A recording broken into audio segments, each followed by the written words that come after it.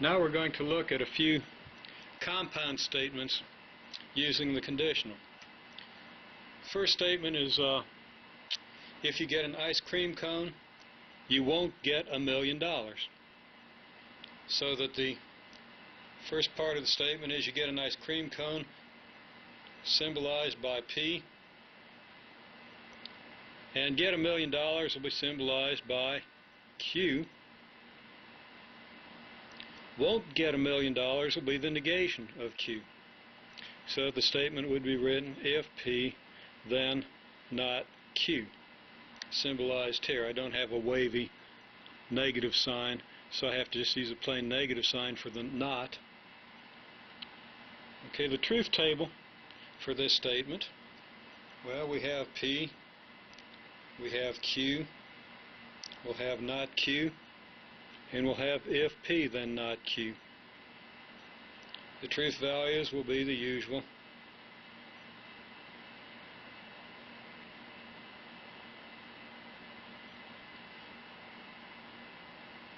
Not Q is going to have the opposite value of Q. So if when we evaluate if P, then not Q, remember that the conditional is false only when the antecedent is true and the consequent is false. This part has to be true, this part has to be false in order to make the conditional false. So we look for cases where P is true and not Q is false. Here we have P's true, not Q false. Right away at the beginning we find a case where this conditional is false. True and true, of course, give us true. False and false, or false and true. If the P is false, then if P, then whatever has to be considered true because we can't prove it false.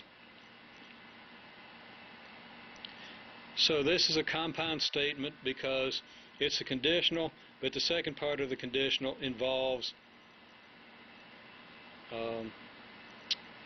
not just a plain Q, but a not Q. Okay, now the second statement we want to evaluate is,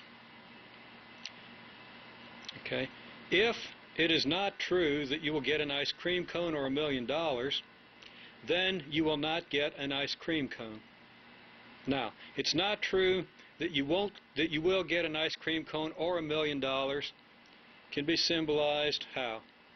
If P is get an ice cream cone, Q is get $1 million, then or between those two gives us a P or Q, and then a not in front of that. It's not true that this or this. Okay, now there is the first part of the statement, but it's an if-then statement. What's the then? Then you will not get an ice cream cone. So we have the arrow and then not Q for not an ice cream cone.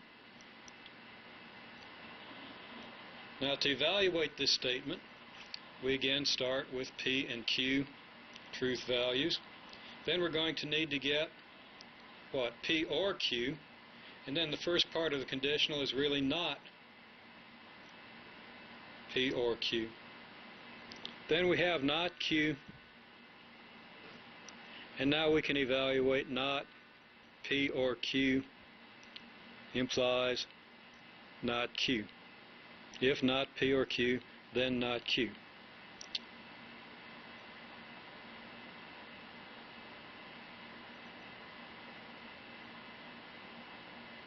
If we list our values of P and Q, then P or Q will be false when both P and Q are false, and otherwise in every other case where at least one of the two is true, the or will be true. The negation of P or Q will simply reverse the truth values of P or Q. Not Q, simply reversing the truth values of the Q column. So that to evaluate the conditional, we look at the antecedent, the not P or Q, and then at the not Q.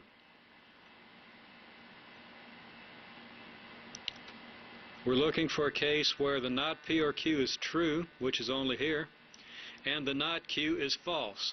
But the only place where the not P or Q is true, the not Q is true, which gives us a true. there's no other way to make it false because, there's no other way to make the conditional false because the not P or Q is false in every other case, which automatically makes the conditional true. This conditional is always true, and as you read in your text, this is called a tautology. If everything comes out always true, if the truth value is going to give you always a true, then we call it a tautology. Okay, let's look at one more example of a conditional. If you get an ice cream cone and $1 million, then it's not true that you don't get an ice cream cone, that if you don't get an ice cream cone, you will get $1 million. Now, we have an if, then, sorry, I underlined the that when I meant the then. We have an if-then statement, so that this statement is ultimately a conditional. It's if something happens here, then something will happen here. Now, the if is you get an ice cream cone and $1 million, so that we write that as simply P and Q, ice cream cone and $1 million.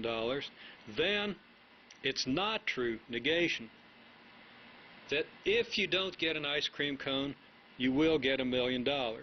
If you don't get an ice cream cone, you'll get $1 million is not P, then not Q. Not P implies Q. This is a Q. So again, if you don't get an ice cream cone, you will get $1 million is not P. If not P, then Q.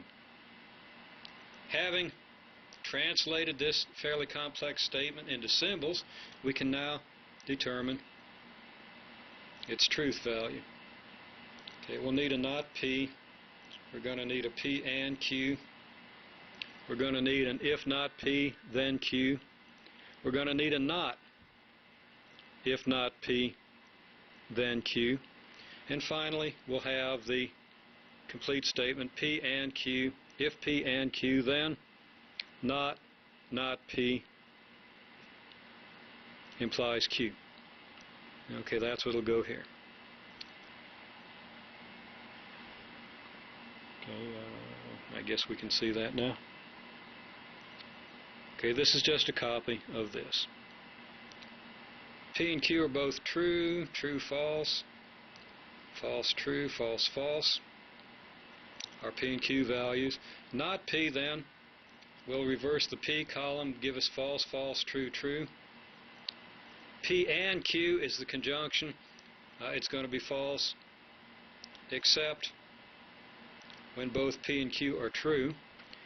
So that if not P, then Q, we're going to look at the if not P, the not P, and the Q columns and look for where the first is true and the second is false, which occurs here in the fourth line. Otherwise, we have true, true, which makes it true. In the other two cases, the antecedent, the not P, is false, which makes the statement true. Next, we have to negate that if not P, then Q. So we simply reverse the truth values. False, false, false, true. And then we can evaluate the final statement. The antecedent is P and Q. The consequent is not if not P, then Q.